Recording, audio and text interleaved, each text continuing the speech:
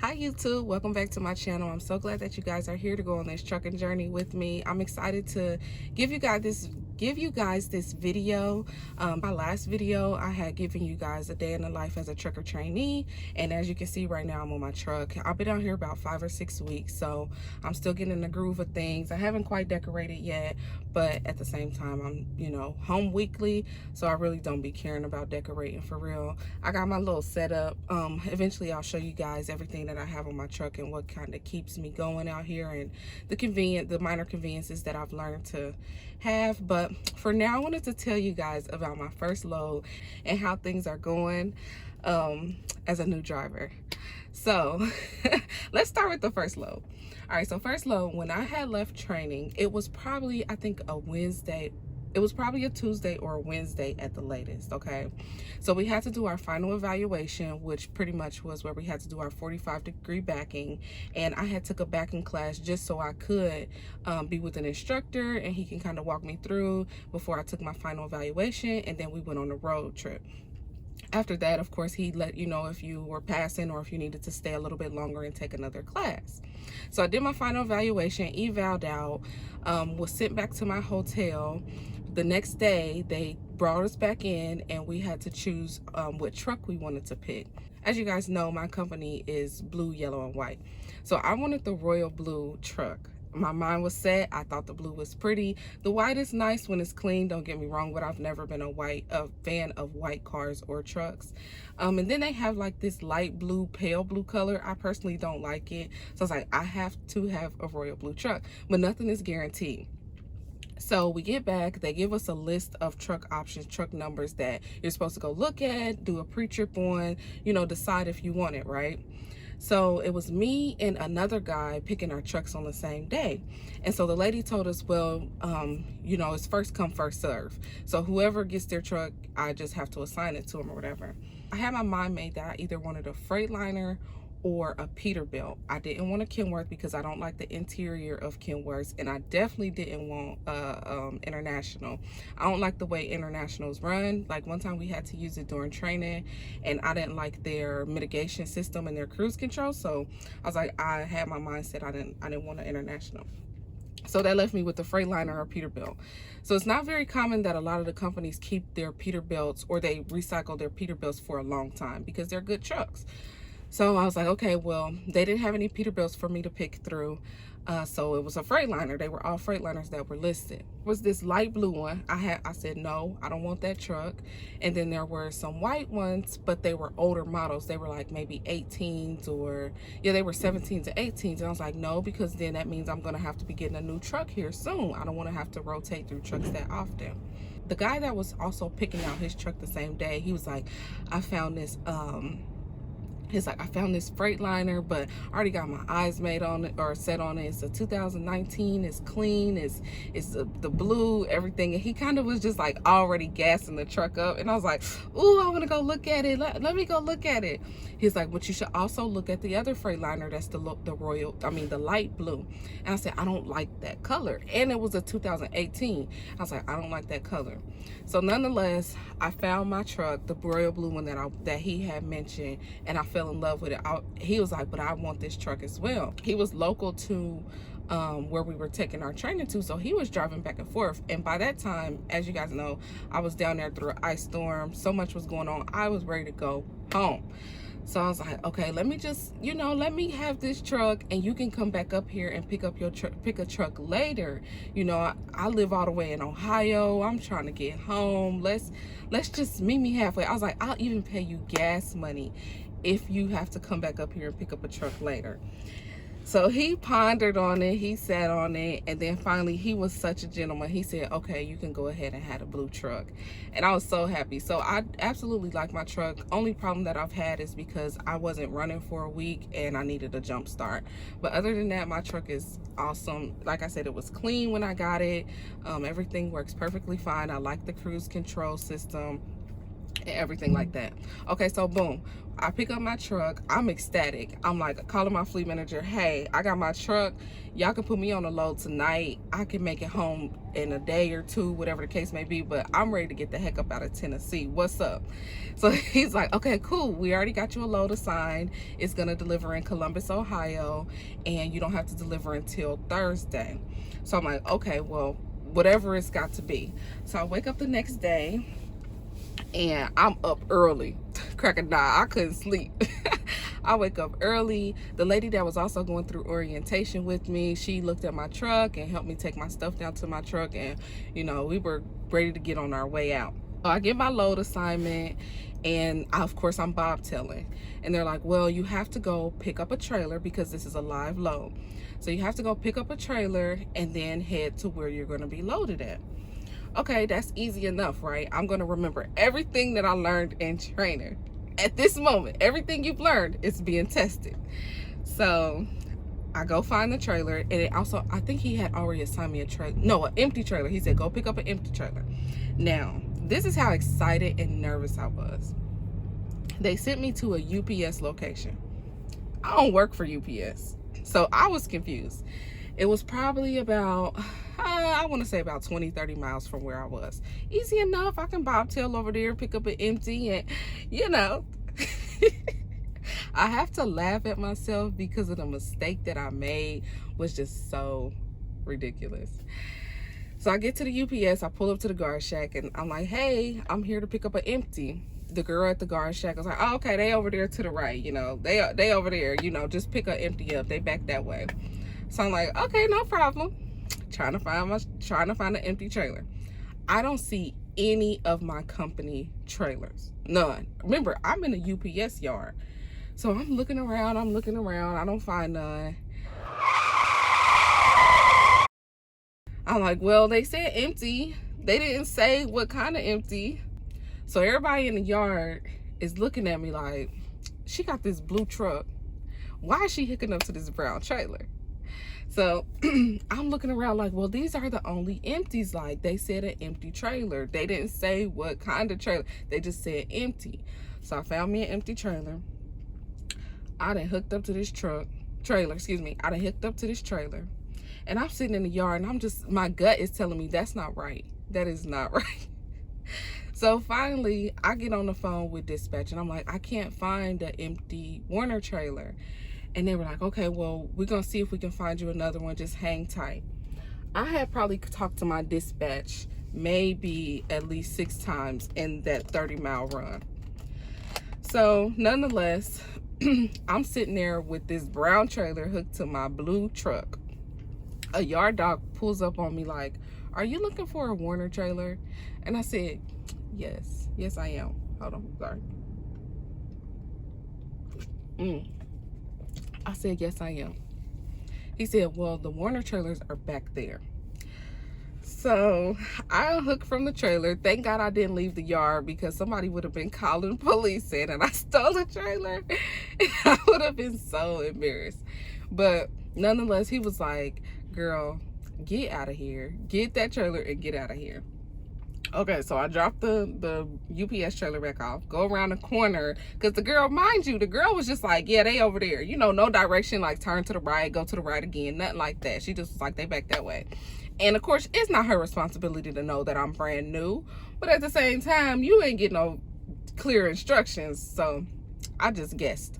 Don't guess. Don't guess in trucking, okay? Don't ask questions. I finally find an empty trailer. While I'm hooking up the trailer, this other guy is like, well, I can tell you ain't been out here long. You know, I'm all nervous and hearing horror stories. Don't talk to strangers out here. The people are out to get you. I'm going to talk about that later as well. So, find my trailer. And I'll honestly say I did not do a thorough pre-trip on this, because I just was like, okay, here go Werner trailer. Ain't no flat tires, you know, bada bing, bada boom, let's go. Hook up to the trailer. Get down to where I was supposed to get loaded. I think it was probably about 150, 200 miles. Get down to where I was supposed to be loaded. By this time, it is raining so hard. I mean, like pouring showers raining, right? Finally get there. When I pull in, I didn't have my pickup number, so I had to sit at the gate, call my fleet manager, get the pickup number. I got that. They finally let me in the gate. And immediately my anxiety of how I'm gonna park this trailer kicks in. I was a wreck this day. So I'm watching how everybody else is pulling their trailer in because I'm trying to pay attention to see how I'm going to do mine as well.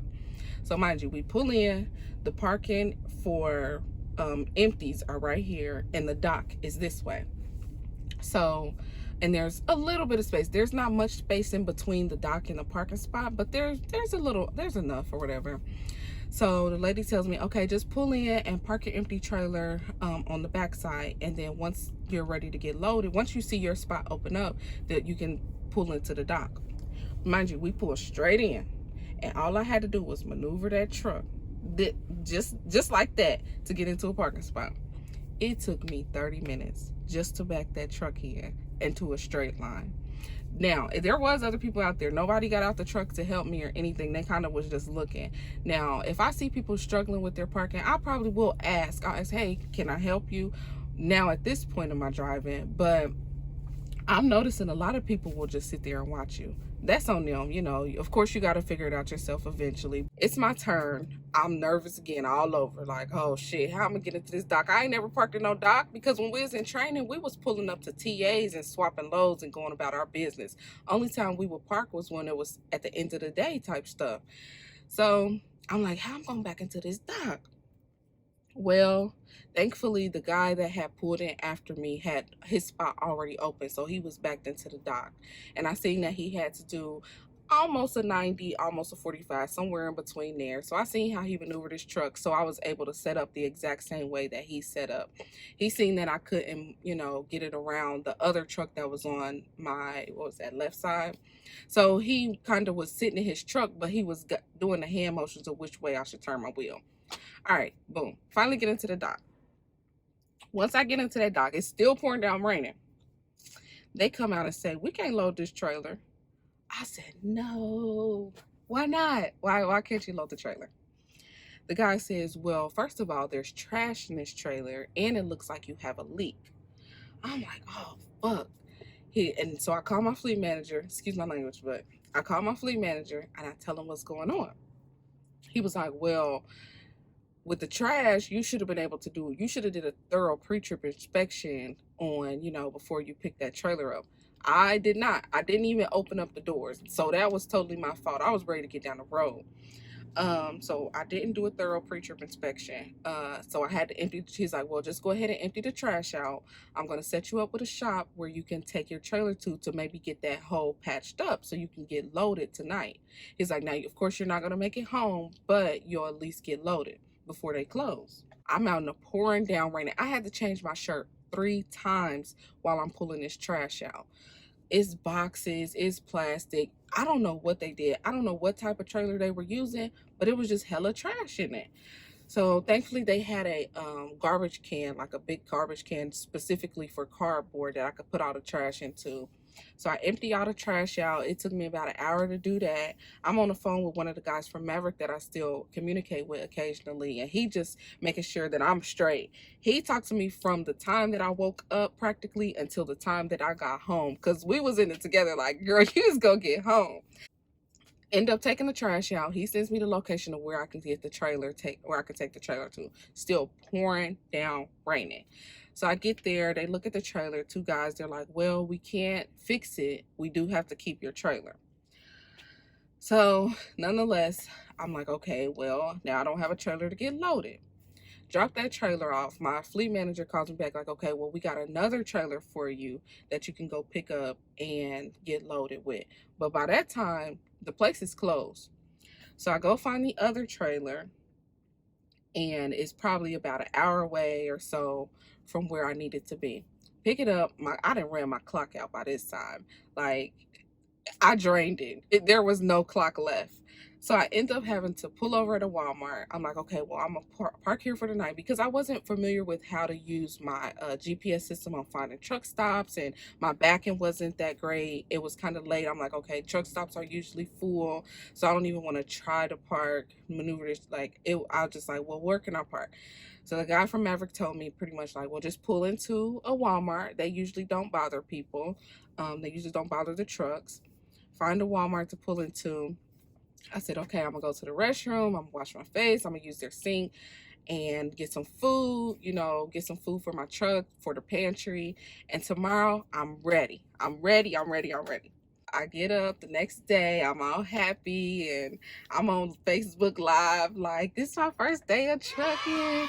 I'm out here. It's gonna be a beautiful day.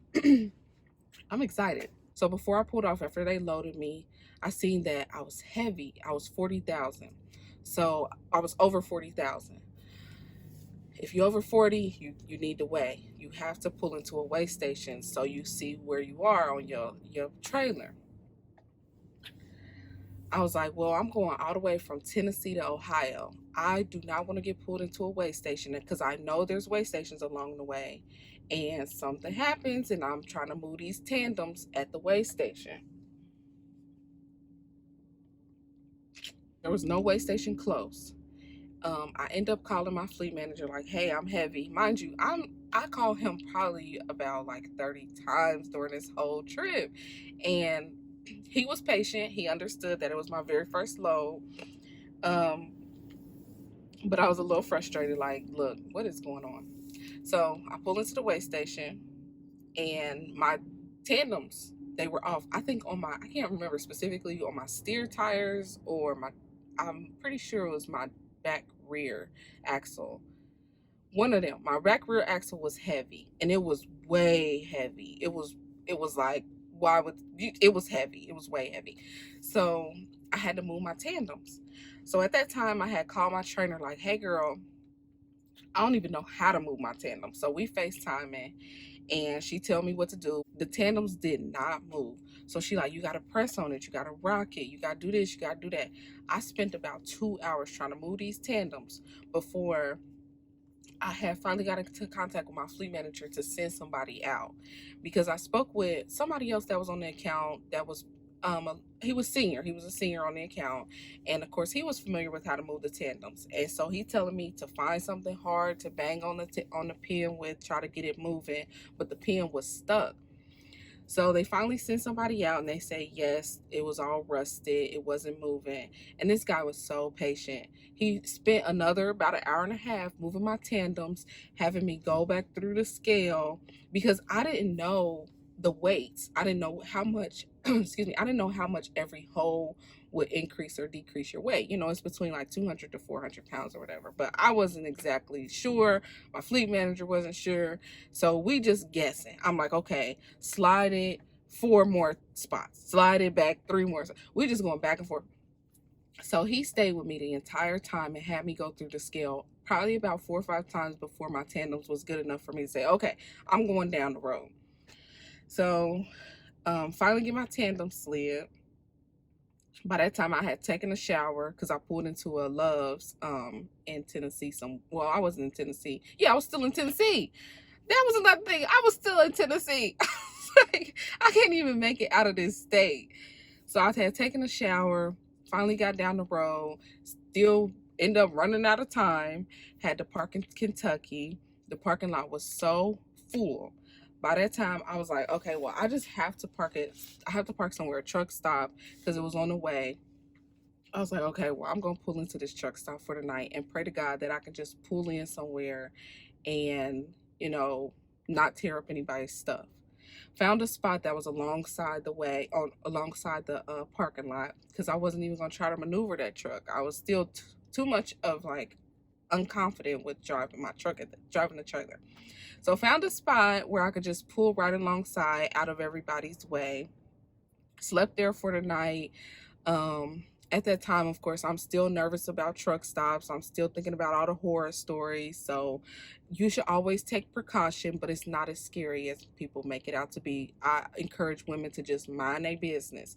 Don't go parking at the back of the truck, trying to talk to people, get to know people. This is just a sidebar also. But just mind your business, pull your curtains, lock your door, talk to your family, friends, whoever you got to talk to, and get up and do your job the next day. I'll talk a little bit more about that, later. So park for the night, get some food, lock my doors, talk to my family and my friends, telling them, where I am, how things are going. And I had to get up early in order to get that delivery on time. because I'm still in Kentucky and it delivers in Columbus, Ohio. So I end up waking up it was probably about 3 in the morning, so I could get ready to go at 4. So 3 in the morning, I noticed that there was a hot shot on the side of me, and there was another truck back behind my trailer, and there was another truck in front of me. So I was blocked in on all sides. Now the truck in front of me, if the hot shot wasn't there, I could just go around them. But the truck behind me also was in the way because I couldn't go backwards a little bit to get from around that truck in front of me. So I'm talking to my friend from Maverick again, and I'm like, hey, because he was like, you call me as soon as you wake up. Like, he's like, I want to make sure that you get this trailer there. You get home. So I called him. I'm like, man, I'm nervous. There's somebody parked on the side of me, and there's somebody parked on the back of me. And he's like, well, Jessica, you're going to have to wake them up. I said, wake them up? He said, you're going to have to wake them up so you can get down the road and make your delivery. So mind you, I'm still thinking about all the horror stories of the truck stops. So he on the phone with me, and I knock on the hot shot door first. I'm like, he pop up smiling. I'm like, sir, why are you smiling? Like, okay, weirdo. So he sit up smiling. I'm like, hey, sorry to wake you, but you're blocking me. He was like, that's your truck? I'm like, yeah, that's my truck. I got to get out. And, hey, that's my truck. So he's like, oh, okay, no problem. So then I go back behind my truck and knock on the door for the guy that was blocking my trailer. He looked like he was pissed. He looked like I just woke him up out of the best sleep of his life. And I'm like, hey, you're blocking my truck. Once I told him, like, I need to get out, he was like, oh, okay. And the guy from Maverick that I talked to, he was pretty much saying, like, sometimes people do block trucks expecting to be woken up. It's not a surprise if somebody wakes them up in order for them to move their truck. Because, of course, they know they're blocking somebody. So why would they throw a fit about that? So they move out the way, and I get down the road. Going through Kentucky. Kentucky is so many hills. I absolutely hate it. Even to this day, I don't like going through Kentucky because you just constantly, and I was heavy, so I'm constantly riding my jack brake up and down, rubber. And I'm just like, you know what? This load is giving me so many problems, so many emotions, and this ain't even my account. Finally make it to my destination after riding my jack brake for about 2-3 hours through Kentucky.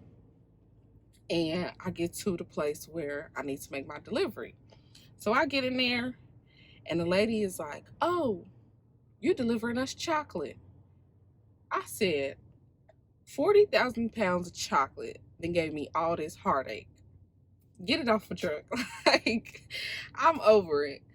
So another situation where I can't even back into the dock. I'm trying to back. This guy is sitting right smack dead in front of me. I keep pulling my truck up, pulling it back, pulling it up. He looking me dead in my face, like just shaking his head. And so I was just like, at that point, I'm so irritated, so ready to get to the house. I'm like, I don't care how he feel. If you ain't gonna get out your truck and help me, then I ain't got nothing to say to you. I ain't got nothing to prove to you. I'll probably never see you again. So I'm not even in your way.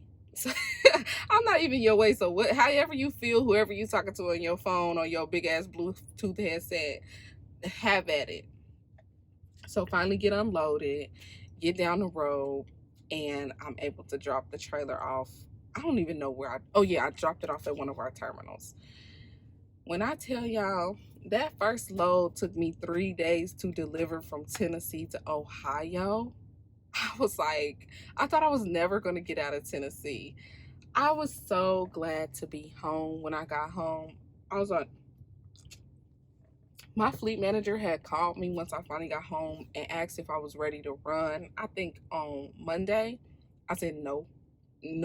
I need the whole weekend and some after that. My feelings was hurt. My little pride was shot. Like, I thought I was ready to just get this done.